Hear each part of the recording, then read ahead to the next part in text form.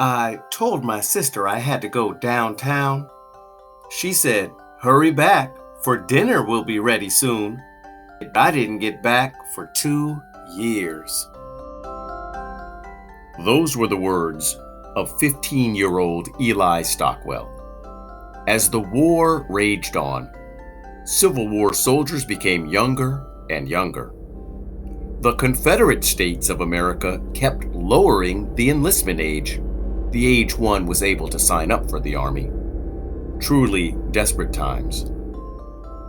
When Eli Stockwell signed his recruitment papers, he was not entirely honest. "I told the recruiting officer I didn't know just how old I was, but thought I was 18. He didn't even measure my height, but called me 5 feet, 5 inches high. I wasn't that tall 2 years later when I re-enlisted." Stockwell also wrote about his experience as a kid at the Battle of Shiloh. "As I lay there and the shells were flying over us, my thoughts went back to my home. I thought what a foolish boy I was to run away and get myself into such a mess. I would have been glad to see my father come running after me." Along the muddy banks of the Mississippi River sat a town called Vicksburg, Mississippi. And the Union Army, commanded by General Ulysses S. Grant, coiled itself around the town of Vicksburg like a giant snake.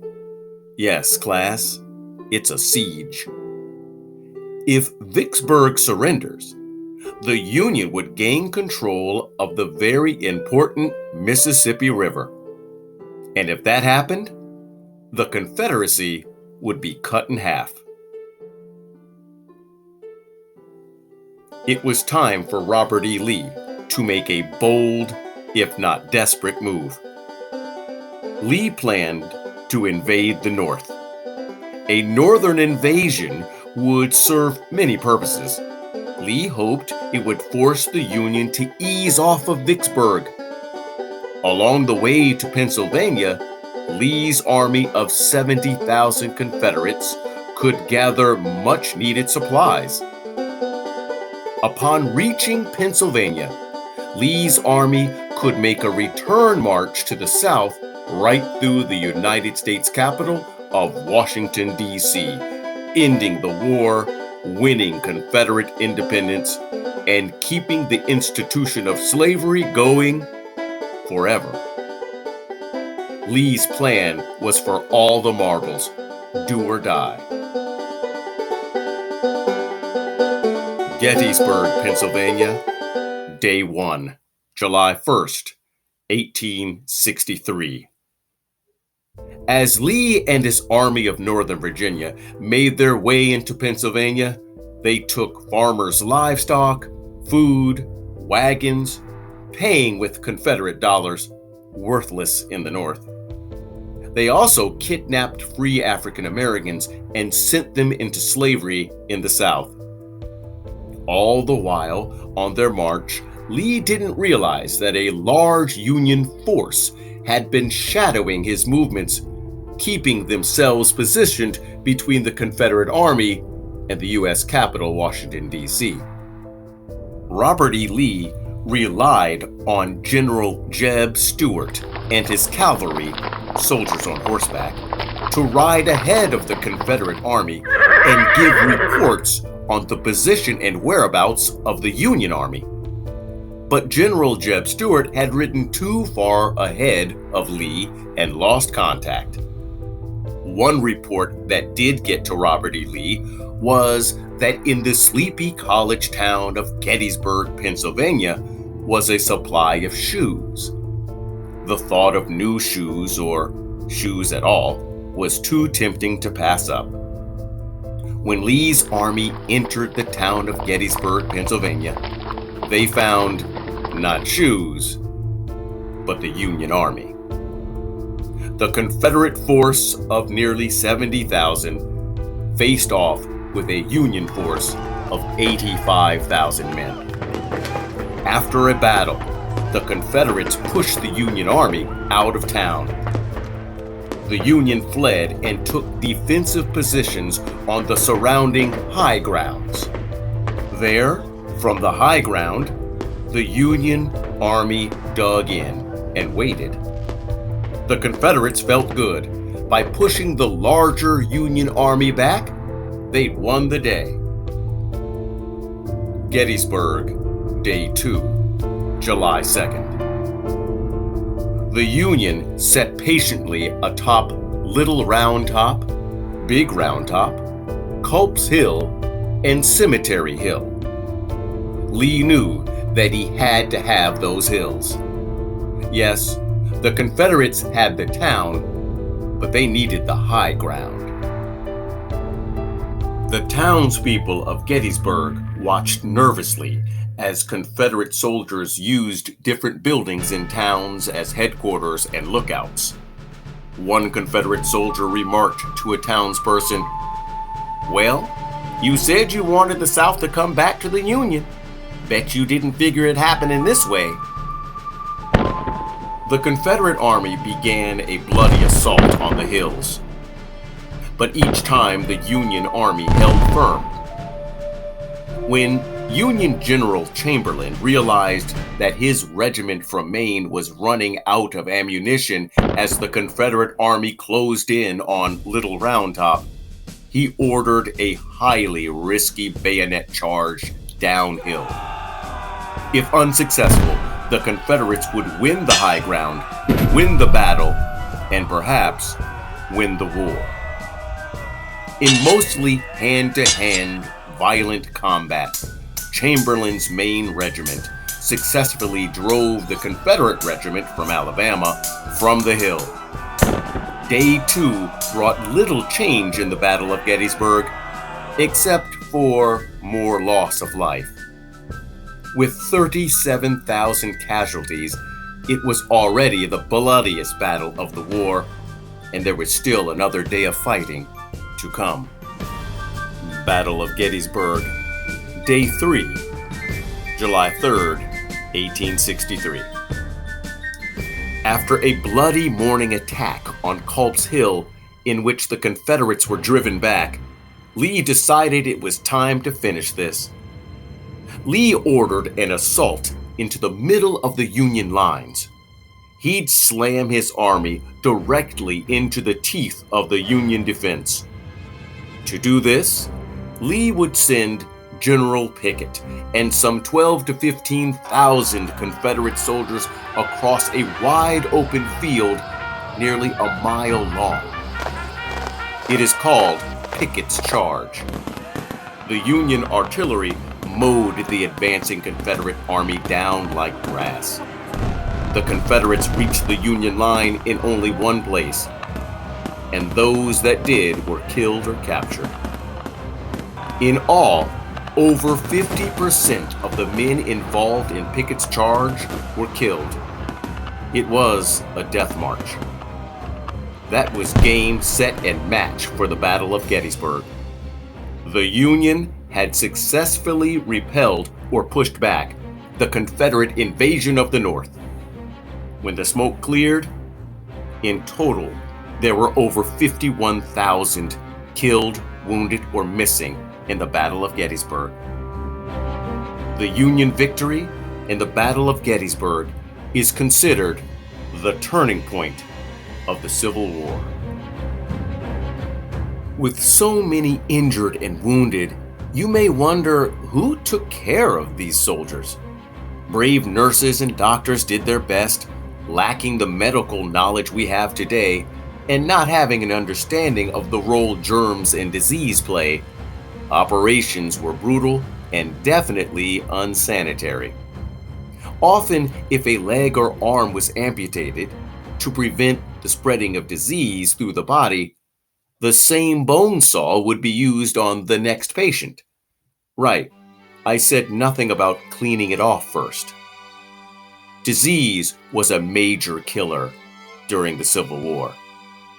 But rising above it all was the angel of the battlefield, Clara Barton. She was a Civil War nurse, credited with bravely saving hundreds of lives. In a time when most nurses were men, Clara Barton placed herself smack dab in the middle of things. At the Battle of Antietam, Clara Barton was helping an injured soldier when a bullet passed right through the sleeve of her dress, killing the soldier. After the war, Barton began the American Red Cross, an organization dedicated to helping people in places where disaster had struck throughout the world. So, in a way, Clara Barton is still saving lives to this day. Truly an angel of the battlefield. As if the Union hadn't gained enough momentum from winning the Battle of Gettysburg, as if the tables of war hadn't turned enough against the Confederates, on the 4th of July, the very next day after the Battle of Gettysburg, the town of Vicksburg, Mississippi, gave up. They had had enough. For months, the people had been living in holes in the ground and eating rats as the Union Army surrounded the town of Vicksburg and cut them off from supplies and bombarded them with artillery day and night. They surrendered to General Grant's Union forces, giving the Union control of the entire Mississippi River. The Confederate States lost an important highway to move men, supplies, and information. The Confederacy was cut in half. The people in the town of Vicksburg, Mississippi, didn't celebrate the 4th of July for the next 80 years. By 1863, Lincoln could see the path to victory. 3 months after the Battle of Gettysburg, a cemetery was created on that battlefield in Pennsylvania. They had a ceremony to dedicate and honor those that fell in that battle. Edward Everett was the main keynote speaker that day. President Lincoln, who had ridden in on a horse that was a little too small for him, and the crowd chuckled as his feet nearly touched the ground. Well, Lincoln was there to make some follow-up remarks.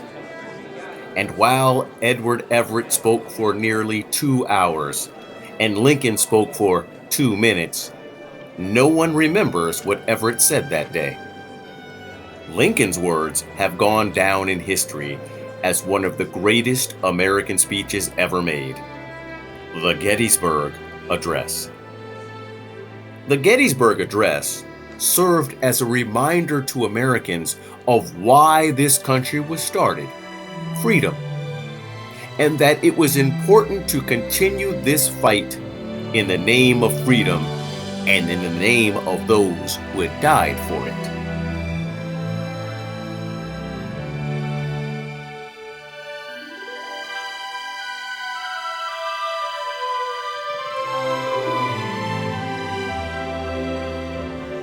Both the Confederate States of America and the United States of America began drafting or forcing citizens to serve in the war. Wealthy people could simply pay someone to take their place if they were drafted, and I thought substitute teaching was tough. In 1863, draft riots occurred most famously in New York City. Northern blacks became the target of whites who were resentful and blamed African Americans for the war. Crowds tore through New York streets, targeting African Americans. Victims were as young as 9. People were hunted down and brutally murdered in the streets. Even an African American orphanage was burned to the ground. Lincoln called in federal troops to restore order.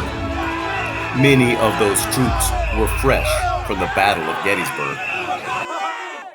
In 1864, in order to break the will of the South and show the true might of the Union forces, General William Tecumseh Sherman made his famous March to the Sea.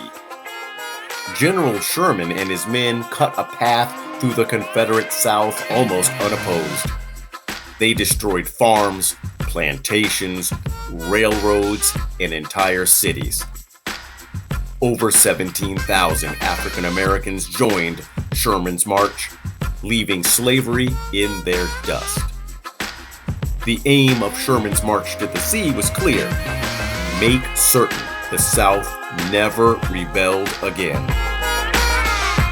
By 1865, it was clear to General Robert E. Lee that continuing this rebellion would only result in the loss of more lives.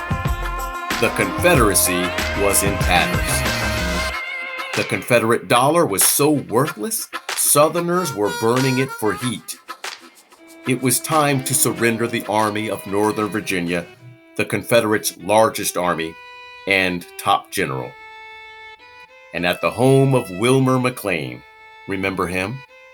Lee surrendered to General Grant, effectively ending the Civil War. Lee urged those in the Confederacy to accept defeat and rejoin with the United States of America. With the nation in ruins, Lincoln was set to begin a second term as president. He was determined to welcome the South back, but at the same time be firm with the ringleaders of the rebellion. Leaders like Jefferson Davis were captured and imprisoned, and plans were made to create an amendment to the Constitution to end slavery officially. On the night of April 15th, President Lincoln and his wife went to Ford's Theater to see a play, a comedy called My American Cousin. They were to join General Grant and his wife, but they canceled at the last minute. Just as the play began, after the largest manhunt in U.S. history, Southern sympathizer John Wilkes Booth was captured, but killed in the process. Booth and others had attempted to kill the leaders of the U.S. government, but only Booth had been successful that night. Lincoln's vice president became president. Andrew Johnson took great pity on the South. He pardoned and freed Confederate prisoners like Jefferson Davis, and helped peel back government programs that had been set up to help the newly free African Americans. Soon, African Americans in the South would be left on their own, living in a South where many resented their freedom. The backlash was real. Violence against African Americans lasted over the next 100 years. Free, but not free. In 1895, 30 years after the Civil War, Representative Robert Smalls of South Carolina estimated that over 53,000 African Americans had been murdered up to that point. Talk about lives that don't matter. Your 6th grade history class goes up to the year 1865. And well, here we are. I guess it's almost time to exit the vehicle. What a year it ended up being. From using our attention skills to find gorillas and solve murder mysteries, to beating gorillas in checkers and chess, to crossing land bridges. Hey, we even outsmarted and beat up kidnappers. We tried to make John sit down. I could go on and on. Thanks for the ride, the laughs, the learning, the fun. Always remember to be yourself. It is absolute perfection.